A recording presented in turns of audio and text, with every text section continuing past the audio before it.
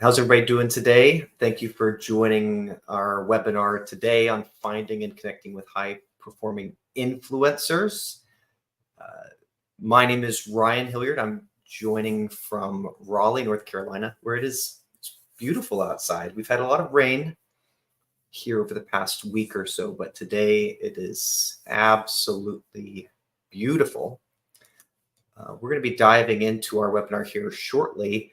But we're going to give folks a minute or two to be able to join the stream. So we'll get started a couple minutes past the hour, but I'd love to hear where folks are joining from. One of the most interesting things about working in such a global company like Hype Auditor and having such a global reach in terms of the folks that we work with every day is that you put on a webinar like this and only 40% of the attendees are from the US or Canada. People are definitely abroad.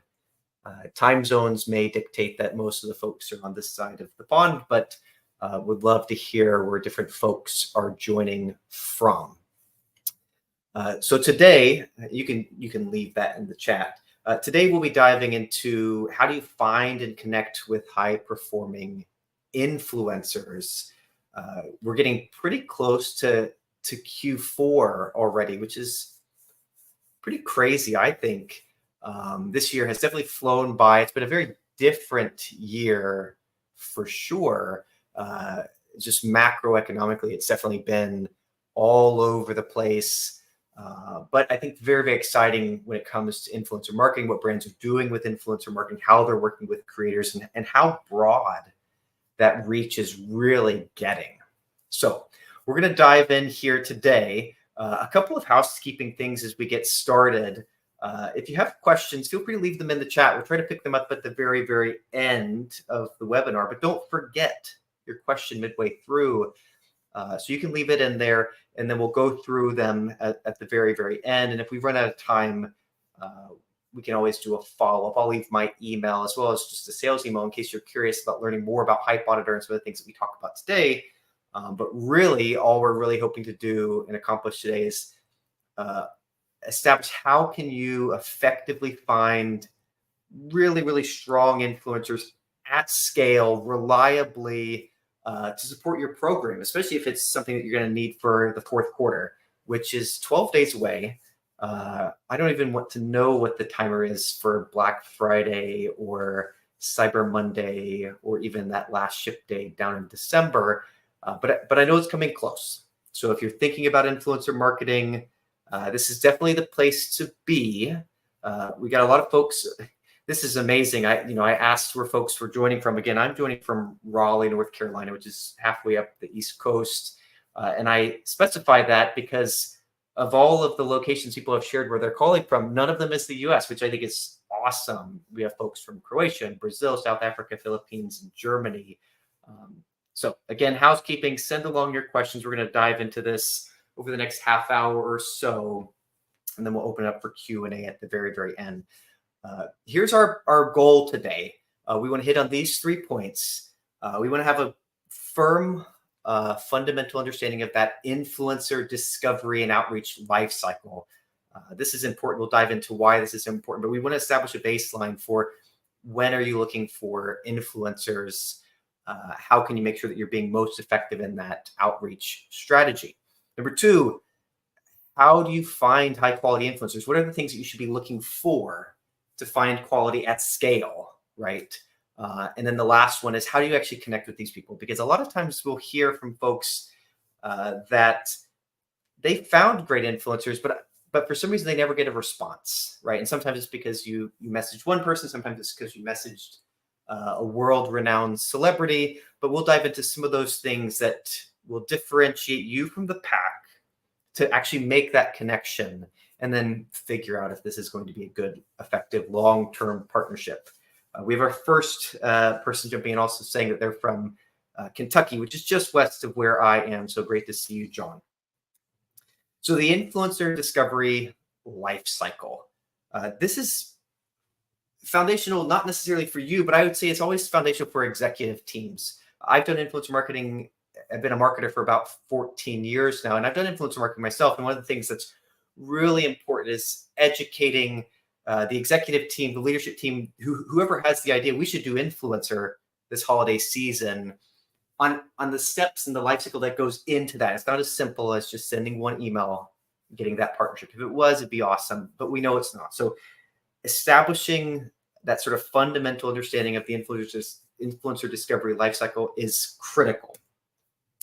So when should you be recruiting? I assistant coach and coach kids soccer teams, and we give them ABCs of every soccer practice. These ABCs are a little bit different, but it's important to remember when you're doing influencer marketing, and this goes almost along with any marketing efforts. But when do you do influencer discovery? When are you trying to find new people to partner with? Always, always, always, always, always be recruiting. You're not going to want to wait for when you have that little bit of budget that you need to spend before the end of the quarter, because making that connection is going to be really hard in a short time period.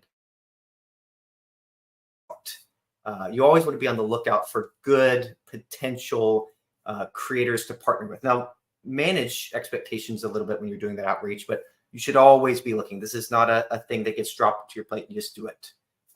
You need to build yourself a little bit of a ramp up time. So always be recruiting, ABCs, sort of. Let's just reiterate this. This is, I think marketers are struggling with smaller budgets, having to do more with less throughout all of this year and likely to extend into next year. Just always having your ear to the ground to fill up your brand ambassador program, to expand into new partnership ideas for tests. Always looking around for that is what you want to be doing, not last minute for the holidays. So a few reasons for that. The number one reason is, even if you have an established bench of influencers, which we do see a lot of direct consumer brands do really, really well, or agencies do really, really well, they have good, reliable influencers that are driving regular volume. Reason number one, you want to always be looking for new people is that performance is going to change over time. The interest in that influencer, their engagement, the quality of their content, how many ads they're running, performance is just going to change from what you get.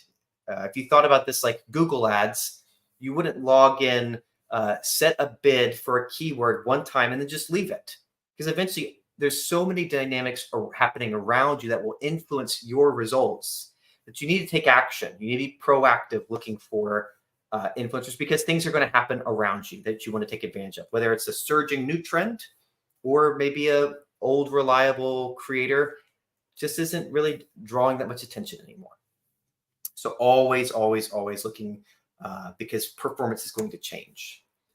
Number two, there's always new emerging creators in the creator economy. Influencers are popping up everywhere. There are new platforms all of the time. So there is this potential to find new people that you wouldn't have seen 6 months ago because they have emerged. You can only catch them if you're looking for them, right? You don't want to go back to the sort of proverbial, what's the metaphor I'm using? You don't want to go back looking for webinars and catching them a year and a half later, right? When they've already surged and grown a ton. If you've got a topic that you really care about that resonates with your audience, always monitoring people that are speaking about that topic is the best way to get in front of high quality, growing influencers when they're less expensive, right? When they're more prone to do partnerships. Obviously, you want to balance your goals, and that's not going to be something that we dive into a ton here, but knowing if you're trying to reach more people or try to drive sales, that's going to be something that dictates as well. But the activity on networks, the new creators that are emerging on networks is changing all the time. So you always want to be looking, especially around topics you care about, brands you care about. And reason number three to always be looking is that sort of saturating your tiny little space can happen. It happens in paid ads. It happens in paid social.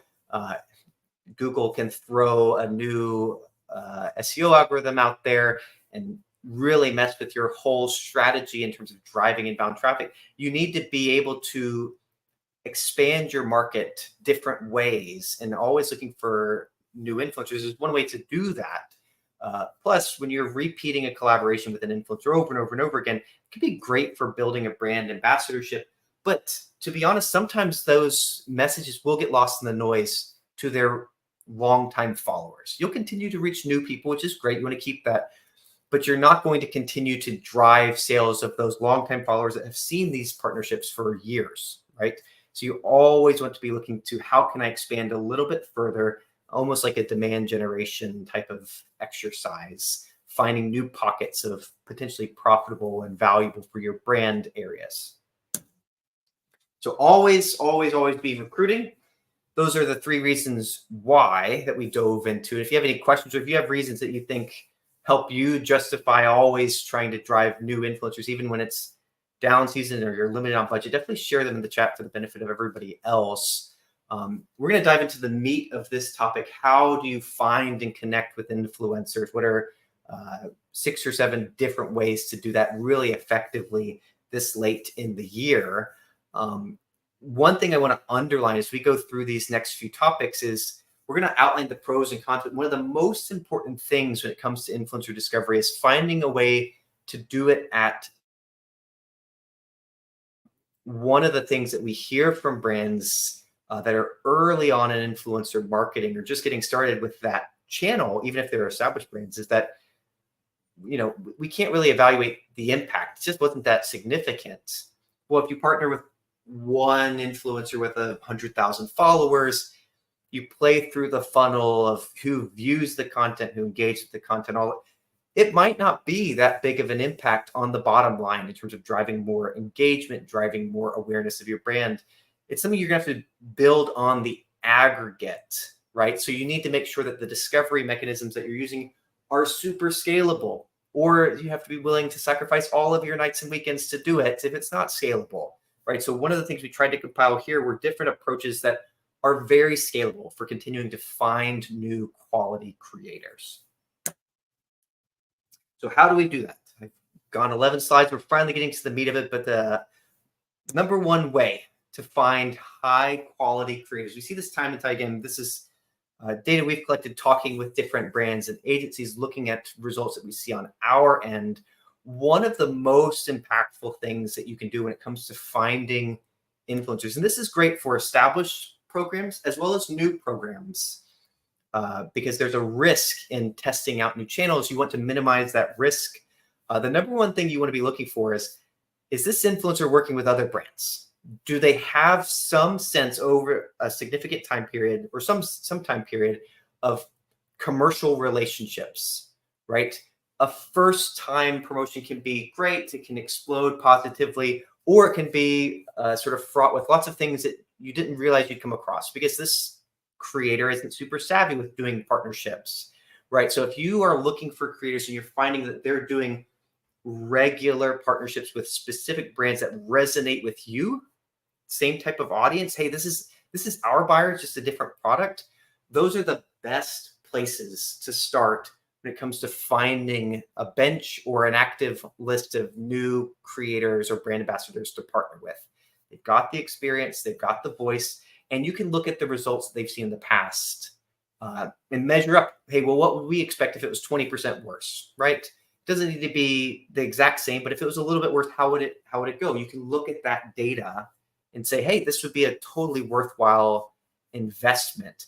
Pre-qualified influencers, large scale, because how many similar brands are there in your space? How many brands are selling to the same type of buyer but are not direct competitors? It's almost limitless, right? So there's all of this opportunity to be looking for people that mention other brands that are, that really resonate with you and what you're trying to do. And so there's sort of limitless potential here. So number one, mentions of other brands.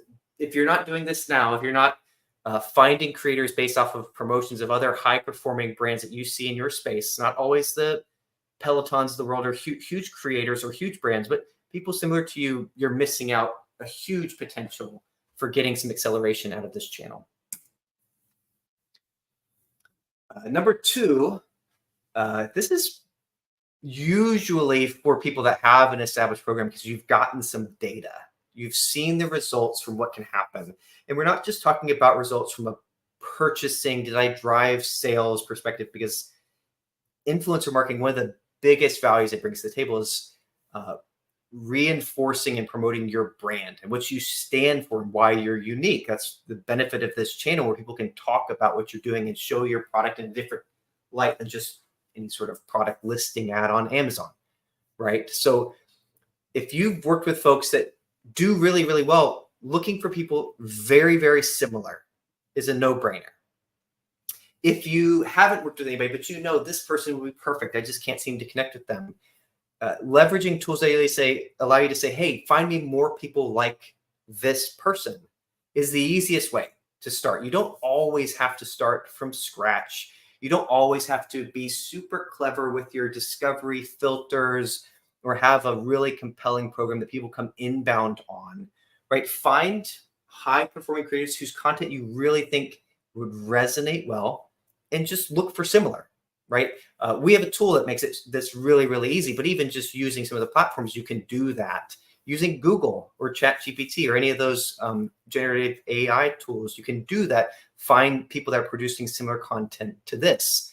If you're following certain things on Instagram, you'll be fed this content even within your reels and search results. So use similar influencers as a great way to launch this. You'd be surprised how often we find people, they push in one specific area and then the next test they do is completely different, but they don't try to find more similar folks when it seems to be working well, or they just partner with one person over and over and over again, which is really going to minimize their reach.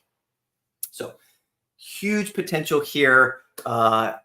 One con to be wary of when it comes to people that are similar to existing creators you've worked with.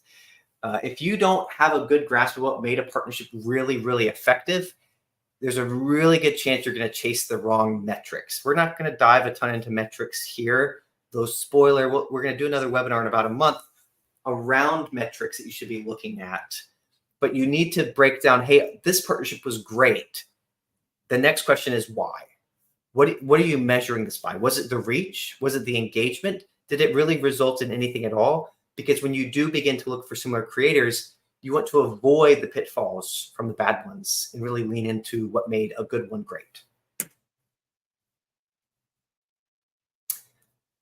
The next one is pretty obvious, and there's lots of solutions out there for this, but the limit here is, especially if you're a startup or if you're an agency, it's getting access to this data. But looking across lists that you build of existing customers, newsletter subscribers, whatever it might be, people that are familiar with who you are, and just determining of this list, who here is an influencer, who has an audience that I can reach out to because they're familiar with my brand. Their message is going to be very, very on point with what we're trying to do because they understand us. One of the hard things with cold influencer partnerships is that they don't always understand what you're doing.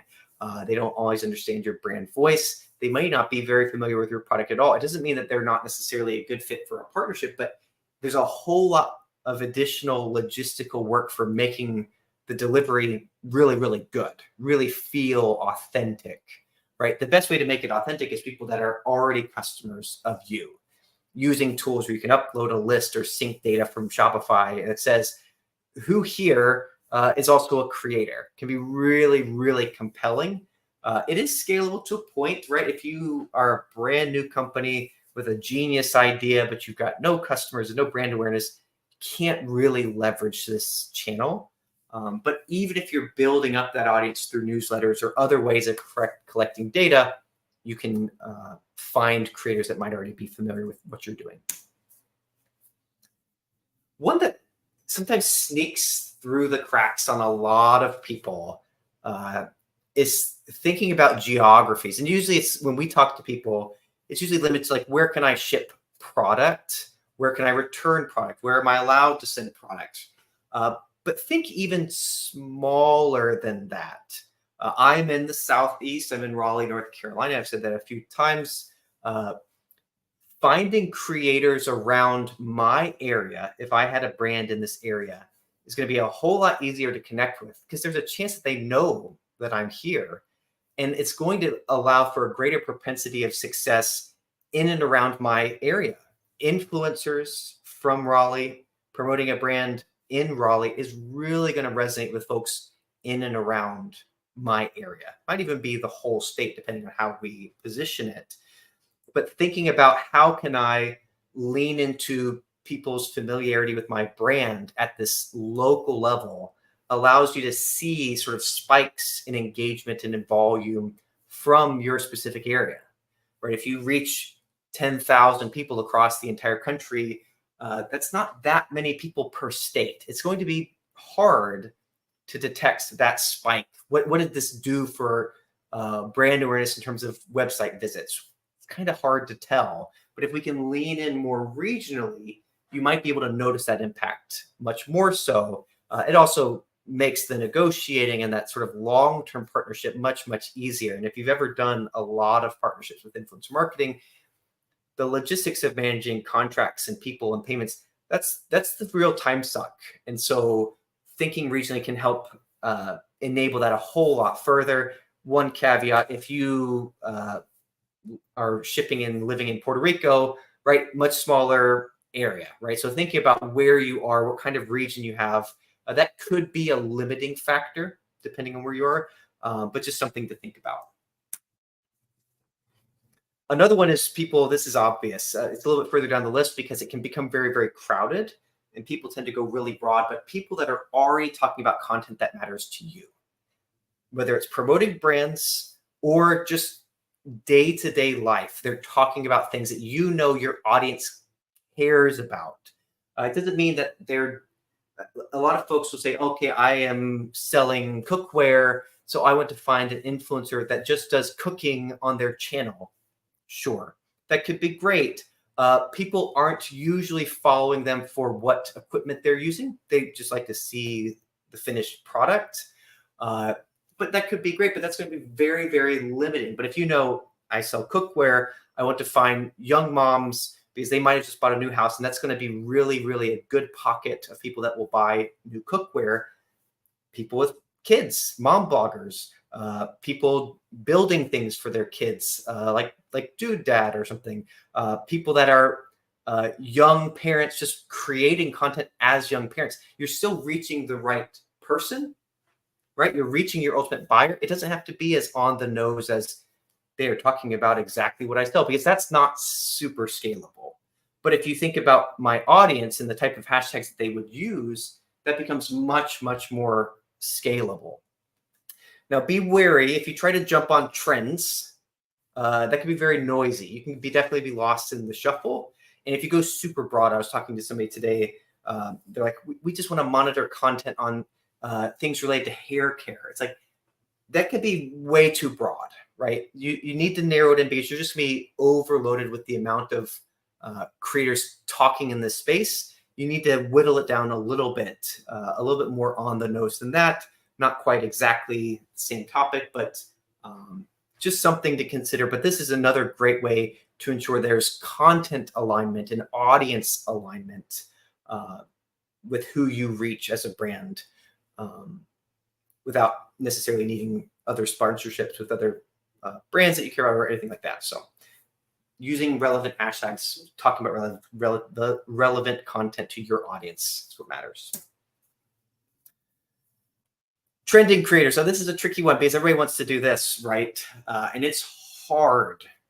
Most of the time you don't hear about a trending creator until they have already peaked. It's like Time Magazine is very famous for saying this is the year of something, and it's like 4 years too late, and that usually officially marks the end of this whole topic, right? So you need to find people early on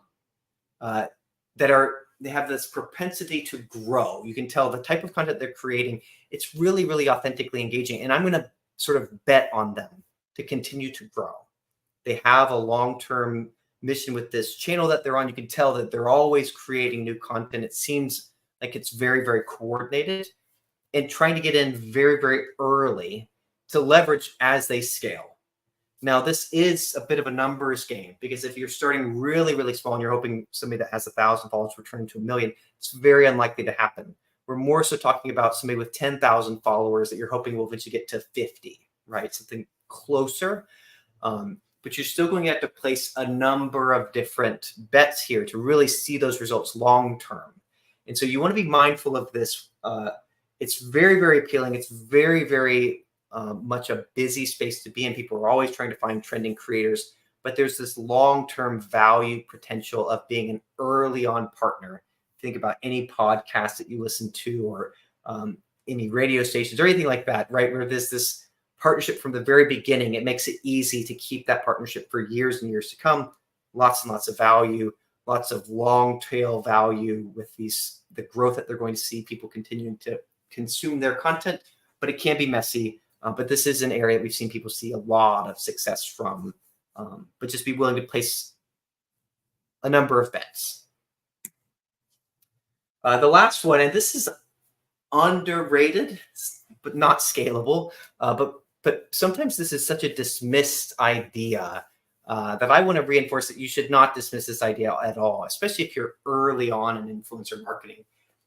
If you know somebody with some influence, this is a great place to start, especially if they're familiar with your brand. If you have a friend of a friend of a friend, a cousin's second cousin, whatever that would be on the family tree, leaning into those relationships to help perfect how you operationalize this process, how the content shows up, what does the engagement look like? You're going to get a lot more flexibility in that relationship, which then can turn into something scalable using those other levers.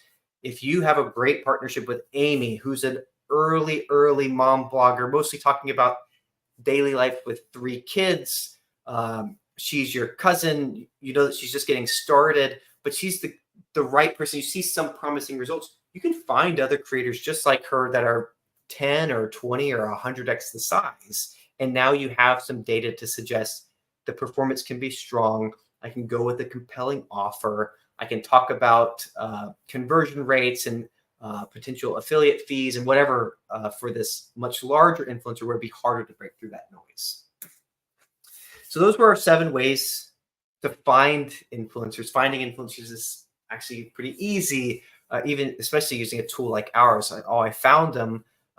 Now the tricky part is how do we connect with folks? So over the next 2 or 3 minutes, I'm just going to touch on a few important things to keep in mind when it comes to why are you not making the connections that you feel you should be making with this channel.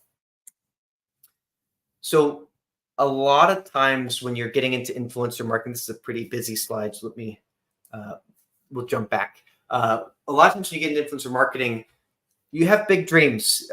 If I partner with so-and-so that has this many followers, it's going to be huge. They sell it. They talk about brands that are just like us. This feels like it's going to be perfect, but they won't respond to me.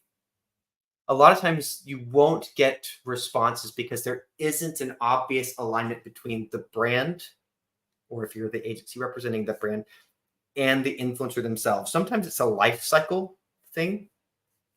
Really large influencers, not even millions of followers, but 100,000 followers. If you're a very new brand, they're just less likely to connect with you.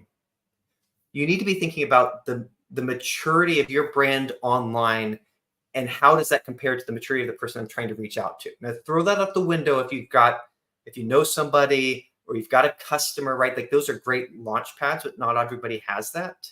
But really think, okay, I'm a brand new startup. This person's been around for years.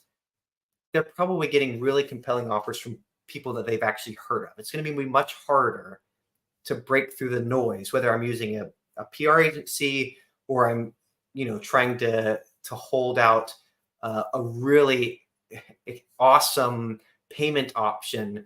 They're just really not going to be that interested in engaging or even opening your content. So you really want to think about the life cycle of the brand, the type of content that they're creating, because that's what's really going to dictate the level of responses that you will get. Are they a quality influencer? That's really important, but it's not always going to dictate whether or not they're going to connect with you. Low quality influencers that only do advertisements with fake followers might be very apt to connect with you. Doesn't mean that they're a good fit. You definitely want to look at their audience a little bit deeper. If you see, hey, this really huge influencer wants to partner with us for this fee, right? You really want to make sure it makes sense in terms of an alignment perspective. So going beyond quality to alignment with the audience interests, channel maturity, what they're trying to do with that channel, those are the things that you need to check off if you want to connect with folks. And if you're only sending one outreach to connect with one influencer, that's simply not enough. So you have to think, I need to connect with 10 people. I need to reach out to 10 people to make a connection. So I really need something scalable to find 10 quality folks so I can make that one connection where there is this really strong overlap. And so that's how you can see the things that we talked about earlier fall into place with actually making that connection with influencers.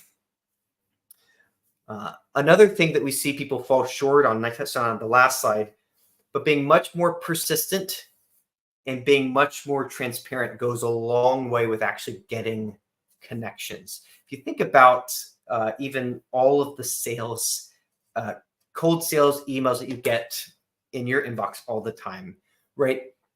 When people are trying to sort of hide, hey, I've got something cool, I'd love to share it with you, I'll tell you all about it if you talk to me, you're much less inclined to engage with that sales rep. But hey, this is what we do. This is why we think it makes sense to reach out. This is what we're thinking about doing in terms of a partnership. You're much more apt to consider that because you're getting a lot of the details up front. You're able to pre-vet whether there's a fit or not. So if you're the brand, making sure that you're passing this information on very early, if not immediately, in the outreach. And don't bury it just in, here is a link to our proposal. You have to scroll through paragraphs of legalese to find it. No, just be very, very open and candid. You can always have that discussion later. And then you need to press. Sending one email is not enough. People are busy. They don't see one email or two emails, especially where their direct message inboxes can get really, really crowded, especially if they've got tens of thousands of followers. So you need to be persistent with that outreach if you want to make an actual impact and make an actual dent in connecting with influencers. Sending one message to one person that's a famous celebrity as a startup is a pretty certifiable waste of time. So you want to be thinking much more scalably, much more aligned with your brand, and much more rigorously pushing forward for that partnership. This is much more of a sales approach than it is an inbound marketing approach if you're thinking about it. So that's the topic of how to find influencers and connect with them. We talked about that influencer discovery lifecycle, always being on the lookout for influencers, how to find high quality influencers, 7 different ways to do that, tactics to use.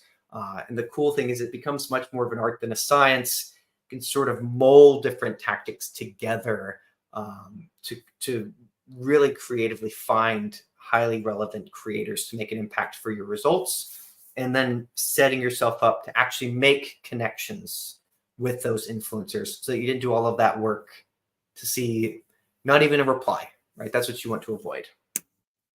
So with that, we have just a couple of minutes. I wanted to open up for any Q&A that folks might have or comments that they can share with the rest of the group.